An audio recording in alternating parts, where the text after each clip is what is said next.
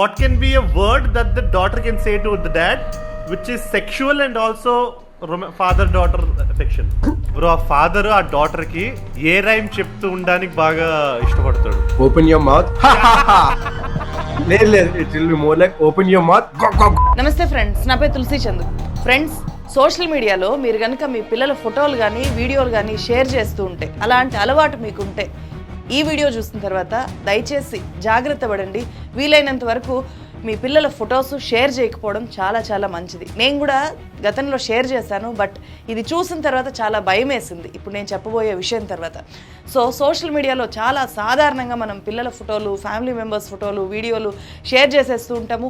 ఈ మధ్య కాలంలో పిల్లలతో రీల్స్ చేయించి మరీ పోస్ట్ చేస్తూ ఉంటారు సరదాగా. దానివల్ల వాళ్ళలో క్రియేటివిటీ పెరుగుతుంది, టెక్నాలజీని అడాప్ట్ చేసుకుంటారు, రకరకాల అంశాలకు సంబంధించి వాళ్ళు కూడా వీడియోలు చేస్తారు కదా అని చెప్పి చిన్న చిన్న కంటెంట్ క్రియేటర్స్ తయారవుతున్నారు చాలా ఎక్కువగా. వాళ్ళందరినీ భయపెట్టే, నిరుత్సాహపరిచే లాంటి ఒక చర్చ ఇది. ఎందుకంటే మన పిల్లల వీడియోస్ని మిస్యూజ్ చేసేవాళ్ళు, వికృత ఆనందానికి ఆ వీడియోస్ని ఉపయోగించుకునే వాళ్ళు విపరీతంగా పెరిగిపోయారు. మన చుట్టూ పెరిగిపోయారు. మన చుట్టూ ఆవరించి ఉన్న సోషల్ మీడియాలో ఇంకా ఎక్కువగా పెరిగిపోయారు. సోషల్ మీడియాలో చిన్న పెద్ద అనే తేడా లేకుండా చిత్తకార్తి కుక్కల్లాంటి ఒక మూక తయారైంది అని చెప్పాలి. అలాంటి వీడియోస్ చేసే వాళ్ళని ఉద్దేశించి అంటున్నా ఈ మాట. వాళ్లకు ప్రతిదీ కూడా సెక్షువల్ యాక్టివిటీ లాగా కనిపిస్తుంది.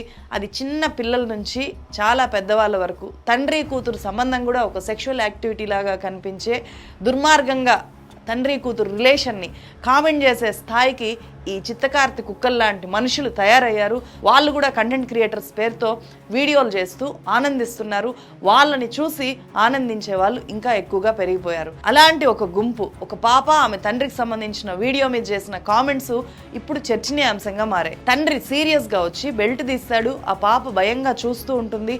తండ్రి పాపను బెల్ట్ మీద కూర్చోబెట్టుకొని ఉయ్యాలూపుతూ ఉండడంతో ఆ వీడియో ముగుస్తుంది. చాలా చిన్న వీడియో అది. పాపను కొట్టడానికి బెల్ట్ తీసిన ఆ తండ్రి చివరికి కొట్టకుండా హాయిగా ఉయ్యాలూపుతూ కనిపించడము ఆ వీడియోలో ఉండే ప్రత్యేకత. అయితే ఈ చిత్తకార్తి బ్యాచ్కి మాత్రము తండ్రి బెల్ట్ తీయగానే అక్కడ ఇంకెందుకో ప్యాంట్ తీస్తున్నాడు అని చెప్పి అనిపించింది. అలా చూడగానే ఒకడు లైక్ కొట్టాడంట. ఆ పాపను ఉయ్యాలూపగానే ఆ లైక్ని తీసేశాడంట. సో నేను అక్కడ వరకు చూసి లైక్ కొట్టా,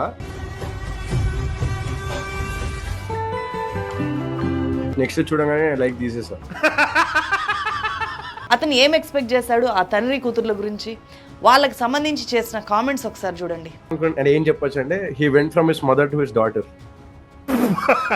ఆ క్లిప్ మీద వీళ్ళు చేసిన కామెంట్స్ కనీసం మనం నోటితో చెప్పలేము, దాని గురించి చర్చించలేము కూడా. చిన్నపిల్లల్ని కూడా కామపు మాటలతో పీక్కు తినే తోడేళ్ల కంటే వీళ్ళేమీ తక్కువ కాదు అనిపిస్తుంది తల్లిదండ్రులు ఎవరికైనా సరే. అది చూస్తే, వాళ్ళ చర్చ చూస్తే. హనుమంతు అనే ఒక యూట్యూబ్ ఛానల్, ప్రణీత్ హనుమంతు అనే వ్యక్తి ఆ ఛానల్ నడుపుతాడు. ఆది, డిఎన్ఆర్ అనే వాళ్ళు ఆ ప్రణీత్కి ఫ్రెండ్స్. వాళ్ళు ముగ్గురు కలిసి చేసిన ఒక చర్చ అనేది ఇప్పుడు చర్చనీయాంశంగా మారింది, కాంట్రవర్సీ క్రియేట్ చేస్తోంది. వాళ్ళు ముగ్గురు డార్క్ కామెడీ పేరుతో యూట్యూబ్లో రన్నింగ్ కామెంటరీ చేస్తూ ఉంటారు. అది చాలా రకాల రన్నింగ్ కామెంటరీస్ వాళ్ళు చేస్తూ ఉంటారు. ఈ పాప తండ్రికి సంబంధించింది వాటిలో ఒక భాగం. ఆ వీడియో అనేది శాంపుల్ మాత్రమే. అట్లాంటి వీడియోలు చేయడము అనేది వాళ్ళకు ఒక డైలీ రొటీన్. అదే కాంటెంట్ క్రియేషన్, వీళ్ళు చేసే కాంటెంట్ క్రియేషన్. హనుమంతు ఛానల్ నిండా కూడా అలాంటి బోలెడు వీడియోస్ ఉంటాయి. నోరు తెరిస్తే బూతులు మాట్లాడుతూ, ఆ బూతుల్ని ఎంజాయ్ చేస్తూ, ఇదంతా డార్క్ కామెడీ అని చెప్పి కామెడీ పేరుతో దీన్ని యూట్యూబ్లో అప్లోడ్ చేస్తూ వీడియోలు చేయడము అనేది వీళ్ళ యాక్టివిటీ. ఇప్పుడు ఆమె క్యారెక్టర్ ఏంటి అని మీకు డౌట్ వచ్చింది అనుకో, మీకు టీషర్ట్ మీద రాశారు బ్రో, వాటిని లక్షల మంది చూస్తున్నారు, ఆనందిస్తున్నారు. అతని ఛానల్ని ఎంకరేజ్ చేయడానికి జాయిన్ బటన్లో కూడా పెయిడ్ సభ్యులుగా చేరి ఈ కాంటెంట్ని ఎంకరేజ్ చేసే వాళ్ళు ఉన్నారు. సినిమాలకు రివ్యూలు చేసినా ఇదే టైపు వ్యవహారము, అదే టైపు బూతులు. పాయింట్ మనకు అర్థం కావడానికి లిటరలీ సురేష్ మూతి మీద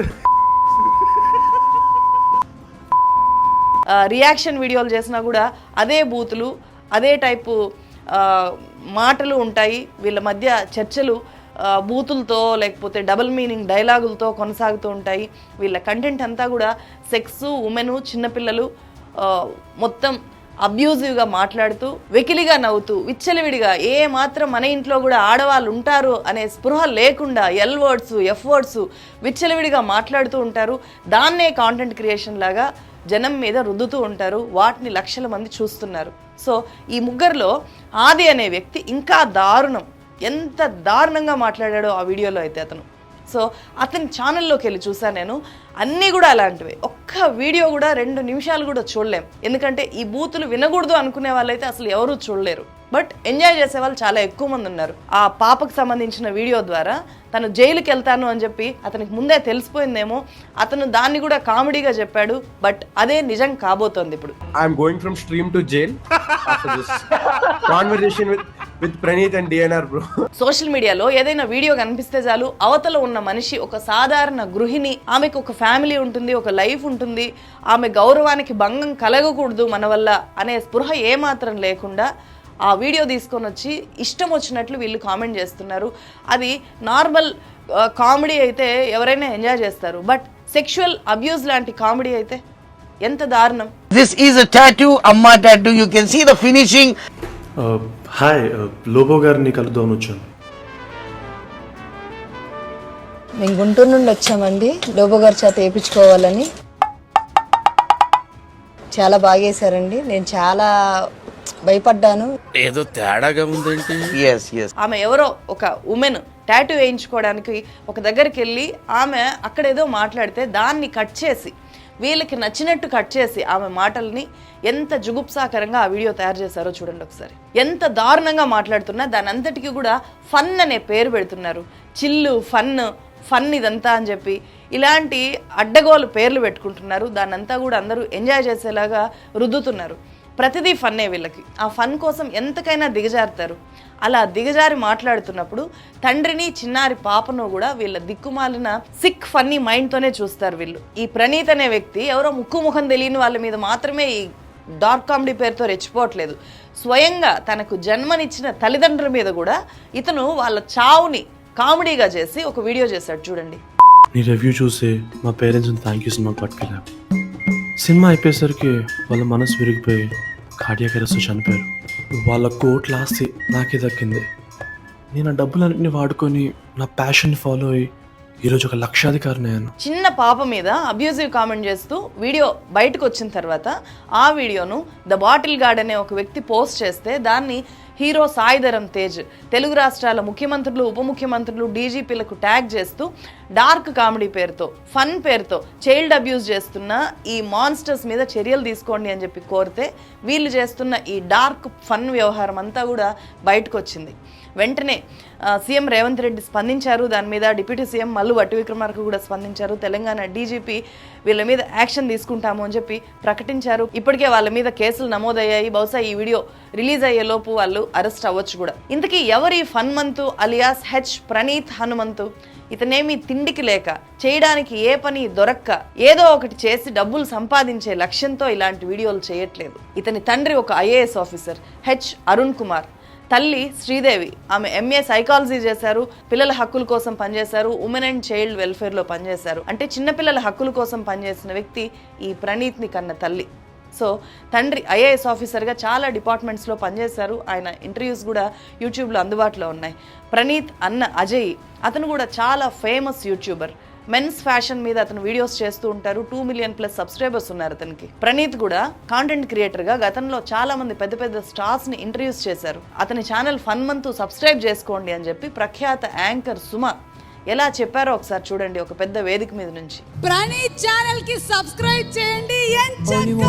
బూతులు మాట్లాడడమే క్రియేటివిటీ అని చెప్పి ఆ బూతులు మాట్లాడే క్రియేటివిటీతోనే వీడియోలు చేస్తూ అదే వినోదము అని చెప్పి ఆ ముసుగులో బూతులు మాట్లాడి కించపరిచే మాటలు మాట్లాడుతూ ఇతను ఫేమస్ అయ్యాడు. ఇతని గురించి చాలా మందికి తెలుసు. చాలా ఫేమస్, ఇతను చాలా ఫేమస్ యూట్యూబర్. అందుకే ఇతనికి సోషల్ మీడియాలో ఒకవైపు మద్దతు కూడా పెరుగుతోంది. ఈ డార్క్ కామెడీ అంటే తెలియని వాళ్ళే ఇతన్ని ఇప్పుడు తిడుతున్నారు. కానీ అదంతా డార్క్ కామెడీ అని చెప్పి. ఏది డార్క్ కామెడీ?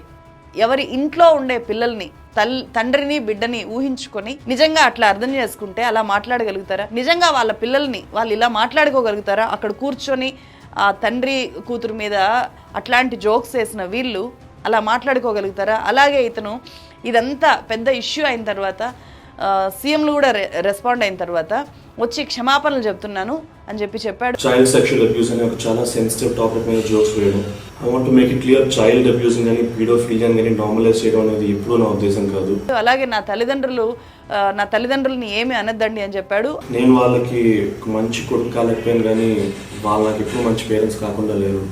సో మిమ్మల్ని అడుగుకుంటున్నాను, please keep them out of this, don't drag them into this. అలాగే ఇంకా నిస్సిగ్గుగా అతను చూపించిన వీడియో కూడా డార్క్ కామెడీకి సంబంధించిందంట. దాన్ని జనం ఎవరు అర్థం చేసుకోలేక ఇతన్ని ఇప్పుడు తిడుతున్నారంట. అది అతను ఇచ్చిన క్షమాపణ. అంటే నిజంగానే ఒక రియలైజేషన్ రాలేదు. రీల్కి రియాక్ట్ అవుతూ మా స్టేట్మెంట్స్ వేసాము, అదొక real cute father daughter relationship reel అనుకుంటున్నారు, but it was originally meant to be a dark comedy based reel. ఆ సెటప్ ని బేస్ చేసుకొని మేము వేసిన జోక్స్ ని people are wrongly projecting it as మేము ఒక రియల్ ఫాదర్ డాటర్ రిలేషన్షిప్ ఇట్లా సెక్షువలైజ్ చేశామని. నేను చాలా ఉత్తముణ్ణి, నన్ను అందరూ అపార్థం చేసుకుంటున్నారు, నా ఫ్యామిలీని తిడుతున్నారు అని చెప్పి ఇతను అంటున్నాడు. నిజంగా అతని ఫ్యామిలీని తిట్టడాన్ని మనం ఎవరు సపోర్ట్ చేయకూడదు, ఫ్యామిలీని తిట్టకూడదు. ఎందుకంటే తల్లిదండ్రులు కన్నారు, ఒక మంచి లైఫ్ ఇవ్వాలని అనుకుంటారు కదా. సో ఐఏఎస్ ఆఫీసర్గా ఉన్న తండ్రి ఇతని కెరియర్ చాలా బాగుండాలని అనుకుంటాడు. బట్ అతను ఇలా అయితే ఆ తండ్రి ప్రమేయం ఎంతవరకు ఉంటుంది అనేది మనం తండ్రిని నేరుగా తప్పుబట్టలేము. నిజంగా వెకిలిగా ఎవరినో కామెంట్ చేయడము సెన్స్ ఆఫ్ హ్యూమర్ అవుతుందా? ఇంకెవరినో అవమానకరంగా మాట్లాడడం, చైల్డ్ అబ్యూస్కి పాల్పడ్డము ఏ రకమైన క్రియేటివిటీ కిందికి వస్తుంది? ఏ రకమైన డార్క్ కామెడీ అది? నా పిల్లలిద్దరూ కూడా మంచి కంటెంట్ క్రియేటర్లు, నేను చాలా లక్కీ వాళ్ళ విషయంలో అని చెప్పి గతంలో వీళ్ళ తండ్రి ఆ ఐఏఎస్ ఆఫీసరు ఒక ఇంటర్వ్యూలో చాలా గొప్పగా చెప్పారు వీళ్ళ గురించి. ముఖ్యంగా ఈ ప్రణీత్ ఎంత ఇండిపెండెంట్గా ఉంటాడో ప్రత్యేకంగా చెప్పి ఆయన గర్వపడ్డారు. And especially my younger son, he doesn't take a single rupee from me. నా లైఫ్ నాది, నాకు మీరు ఏమి ఇవ్వద్దు. సో ఆ టైప్ ఆఫ్ యాటిట్యూడ్ ఉన్న పిల్లలు, maybe we have that rare privilege of being parents this thing. And మీకు ఇందాక నేను ఇచ్చిన ఛానల్స్ చూడండి, they're really creating some good content and so మరి ఇప్పుడు ఆ కండిషన్ ఉందా ఆ తండ్రికి? బహుశా అరుణ్ కుమార్ గారు తన కొడుకు ప్రణీత్ చేస్తున్న వీడియోలు పూర్తిగా చూసారే లేదో, కనీసం చూడగలరా? ఒక 10 నిమిషాలు చూడగలరా? చూసి ఎంజాయ్ చేయగలరా తన కొడుకు క్రియేటివిటీని? చూస్తే ఒక ఐఏఎస్ ఆఫీసర్గా అసలు యాక్సెప్ట్ చేయగలరా? తల్లి కూడా చైల్డ్ రైట్స్ యాక్టివిస్ట్గా పనిచేసిన ఆమె, పిల్లల హక్కుల కోసం పనిచేసిన ఆమె, తన కొడుకు ఫన్ పేరుతో చేస్తున్న ఈ యాక్టివిటీని నిజంగా యాక్సెప్ట్ చేయగలరా? భరించగలరా? పోనీ తెలీదు అని అనుకోవాలా ఆ తల్లిదండ్రులకి? తెలుసు కూడా మరి ఎందుకు వాళ్ళని కంట్రోల్ చేయలేకపోయారు? అయితే ఈ డార్క్ కామెడీ పేరుతో జరుగుతున్న, ఈ రోస్ట్ల పేరుతో జరుగుతున్న ఈ వీడియోలంతటికీ ప్రణీత్ ఒక్కడే మూలకర్తన, అతను మాత్రమే స్టార్ట్ చేశాడే అంటే అసలు కాదు. అయితే ఇక్కడ ప్రణీత్ అనే ఒక వ్యక్తి మనకు ఈ ఘటన ద్వారా పైకి కనిపిస్తున్నాడు కాబట్టి అతన్ని అంటున్నాం. కానీ అతను ఈ తరము కష్టం తెలియకుండా పెరిగే ఈ తరం పిల్లలు సోషల్ మీడియాలో ఫన్ కోరుకునే వాళ్ళు ఎలా మాట్లాడుకుంటున్నారో, ఎలా తయారవుతున్నారో చెప్పడానికి ఒక డార్కెస్ట్ ఎగ్జాంపుల్. ఇతని లాంటి వాళ్ళు చాలామంది ఉన్నారు. ఇతను మాత్రమే లేడు. ఇతను మాత్రమే ఈ డార్క్ కామెడీని కానీ, ఈ వల్గర్ కామెడీని కానీ, లేకపోతే ఈ రోస్ట్ టైపు కాంటెంట్ని కానీ, వీడియోలని కానీ ఇతను మాత్రమే ఫౌండరో లేకపోతే ఫస్ట్ స్టార్ట్ చేసిన వ్యక్తో కాదు. బోలెడు మంది ఉన్నారు. Roast videos, roast channels in Telugu అని చెప్పి కొట్టండి, బోలెడు వస్తాయి. ఈ రోస్ట్ ఛానల్స్ చూసే వాళ్ళలో ఎక్కువగా మన పిల్లలు ఉంటారు, స్కూల్ గోయింగ్ చిల్డ్రన్ ఉంటారు. వాళ్ళ చేతిలో ఫోన్ ఉంటుంది. వాళ్ళు ఏం చూస్తున్నారు అని చెప్పి ప్రతి క్షణం కనిపెట్టుకుని ఉండే అంత తీరిక పేరెంట్స్కి ఉండదు. చూస్తున్నారు కదా అని చెప్పి ఎక్కువగా వదిలేసే పేరెంట్సే చాలా ఎక్కువగా ఉంటారు. వాళ్ళంతా కూడా ఎక్కువగా చూసేది కామెడీ కంటెంట్ చూస్తుంటారు. ఆ కామెడీ పేరుతో వాళ్ళకి స్క్రోల్ అయ్యేవి యూట్యూబ్ అల్గారిథం ప్రకారము ఇలాంటి రోస్ట్ వీడియోలు, ఇలాంటి డార్క్ కామెడీ పేరుతో చేసే ఇలాంటి సోకాల్డ్ వీడియోలు, అడల్ట్ కంటెంట్ మీద ఈ పోర్న్ మాటలు మాట్లాడడము, ఇలాంటి వల్గర్ లాంగ్వేజ్ మాట్లాడేటివి, ఉమెన్ని అబ్యూజ్ చేసేవి, ఉమెన్ శరీరాన్ని అబ్యూజ్ చేసేవి, బాడీ షేమింగ్ చేసేవి, అవన్నీ కూడా కామెడీ పేరుతో ఈ so called roasting channels, so called dark comedy channels చేస్తుంటే అవన్నీ పిల్లలకి రికమెండ్ అవుతున్నాయి. డైరెక్ట్గా ఈ కంటెంట్ అంతా వాళ్ళ బుర్రల్లోకి వెళ్తుంది. మన పిల్లల పైన వీటి ప్రభావం ఎంత ఎక్కువగా ఉంటుంది. ఇవి చేసేవాళ్ళు ఎవరైతే కాంటెంట్ క్రియేటర్స్ ఈ డార్క్ కామెడీ చేస్తున్నారో వాళ్ళ ఇంట్లో పిల్లలకి వీటిని చూపిస్తారా? కనీసం ఒకసారి ఆలోచించుకోవాలి. చూపించగలరా వాళ్ళ ఇంట్లో పిల్లలకి? 3 ఏళ్ల పాపకో 4 ఏళ్ల పాపకో వాళ్ళు ఒకవేళ చూపిస్తే అడిగితే ఏమని చెప్తారు? వీళ్ళు వాడుతున్న ఆ మాటలకి అర్థాన్ని అడిగితే వాళ్ళ పిల్లలు ఏమని చెప్తారు? నేను చూసిన చాలా ఛానల్స్లో మైనర్స్ని అంటున్నారు, ఉమెన్ అంటున్నారు, ట్రాన్స్జెండర్స్ని అంటున్నారు. ఇన్స్టాగ్రామ్లో ఎవరైనా రీల్స్ చేస్తే ఆ రీల్స్ని పట్టుకొచ్చి ఇక్కడ ప్లే చేస్తూ వాటిని కొంచెం కొంచెం ఆపి వాళ్ళని బాడీ షేమింగ్ చేయడము, వాళ్ళని దారుణంగా ట్రోల్ చేయడము, చిన్న చిన్న పిల్లల్ని కూడా రోస్టింగ్ల పేరుతో బాడీ షేమింగ్ చేస్తున్నారు. అది ఏమీ తెలియకుండా సోషల్ మీడియాకి అప్పుడప్పుడే ఎక్స్పోజ్ అవుతున్న ఆ పిల్లల మనసు మీద ఎట్లాంటి ముద్ర వేస్తుంది. గతంలో బెండపూడి స్కూల్ పిల్లల్ని వాళ్ళు ఇంగ్లీష్ మాట్లాడుతుంటే వాళ్ళ ఇంగ్లీష్ని ట్రోల్ చేస్తూ ఎన్ని వేల వీడియోస్ వచ్చాయో ఒకసారి చూడండి. ఆ పిల్లలు ఇంగ్లీష్ నేర్చుకున్న పాపానికి రోస్టింగ్ల పేరుతో పండగ చేసుకున్నట్టు వాళ్ళ మీద రోస్టింగ్లు చేశారు. అవన్నీ కూడా చైల్డ్ రైట్స్ వైలేషన్ కిందకి వస్తాయి. అవన్నీ కూడా అబ్యూజివ్ వీడియోస్. ఇన్స్టాలో రీల్స్ చేసే వాళ్ళలో చాలా మంది పిల్లలు ఉంటారు, సరదాగా రీల్స్ చేస్తుంటారు, కానీ వాళ్ళని రోస్ట్ చేసే పేరుతో డిగ్రేడ్ చేస్తూ కించపరుస్తుండడం. ఇది ఏమి కామెడీ? ఎటువైపు వెళ్తున్నారు వీళ్ళందరూ కూడా? సో వాళ్ళ మీద ఖచ్చితంగా చర్యలు తీసుకోవాలి. చూసేవాళ్ళు వీళ్ళని చూసి ఆనందించడం కాదు, రిపోర్ట్ కొట్టాలి. ఆ కామెంట్లకి వెళ్ళి మనం ఏదైనా పనికొచ్చే విషయాలు, ఒక అక్రమం గురించో ఒక అన్యాయం గురించో మాట్లాడితే ఇక్కడ వచ్చి నీతులు చెప్తూ ఉంటారు నాలాంటి వీడియోల కింద. కానీ నిజంగా మీరు చెప్పాల్సిన నీతులు వాళ్ళకి చెప్పండి వెళ్ళి. ఎందుకంటే మీ ఇంట్లో పిల్లలు, నా ఇంట్లో పిల్లలు, మనందరి పిల్లలు కూడా ఎక్కువగా ఫాలో అయ్యేది ఇట్లాంటి దిక్కుమాలిన ఛానల్స్ని. అలాగే కిరణ్ అబ్బవరం అనే ఒక యువ హీరో ఉంటాడు. ఈ సో కాల్డ్ రోస్టింగ్ ఛానల్స్ అందరూ కూడా ఈ కిరణ్ అబ్బవరం అనే ఒక రైతు కుటుంబం నుంచి వచ్చిన యువ హీరో అతను. సో అతనికి ఏమీ వెనకాల పెద్ద ఫ్యామిలీ బ్యాక్గ్రౌండ్ నుంచి వచ్చిన అతను కాదు. అతను సినిమాలు చేస్తుంటుంటే అతని సినిమా వచ్చిన ప్రతిసారి కూడా ఇట్లాంటి జోక్లు వేస్తుంటారు అతని మీద. అతని సినిమాలు ఆడినా ఆడకపోయినా అతన్ని ఒక జోకర్ లాగా చిత్రీకరిస్తూ మానసికంగా దెబ్బతీసేలాంటి దారుణమైన ట్రోల్స్ ని చాలా చూసాను నేను వాటిలో. ఏంట్రా అంత టెన్షన్ పడుతున్నావు నువ్వు? ఈ ఊళ్ళో ఉన్నాడు రా, బిల్డప్ బాబాయ్ అని. ఆడు వచ్చాడంటే పెద్ద తలనొప్పరా. వచ్చేసాడు రాడు.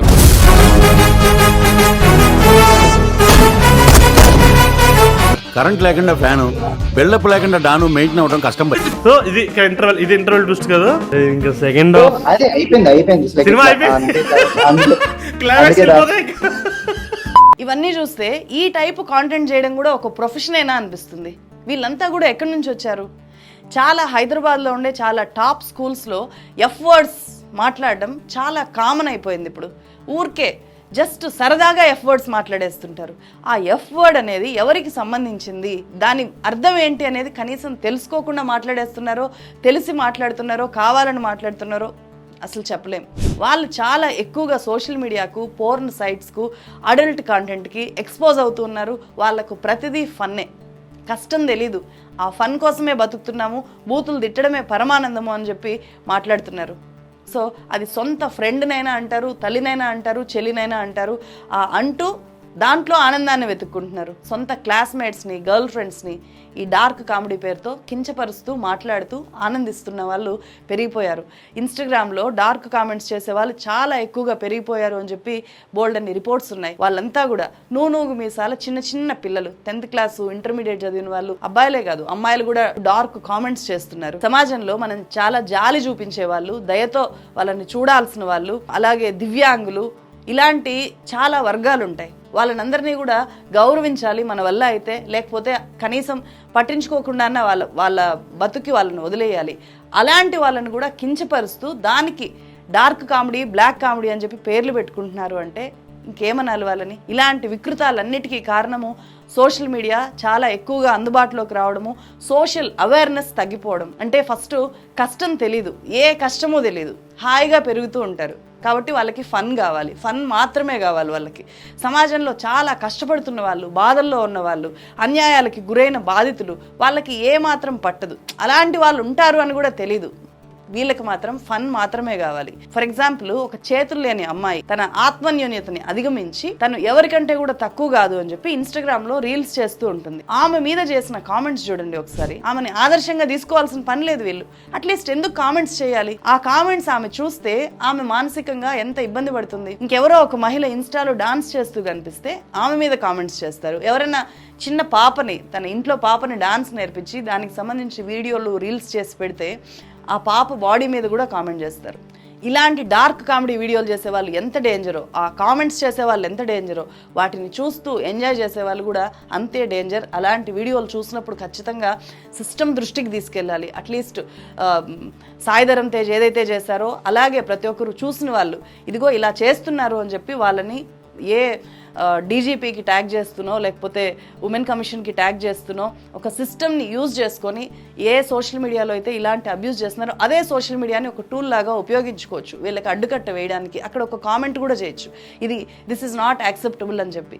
అట్లాంటి కామెంట్స్ పెరిగితే మళ్ళీ వాళ్ళు అట్లా చేసే ధైర్యం చెయ్యరు కదా.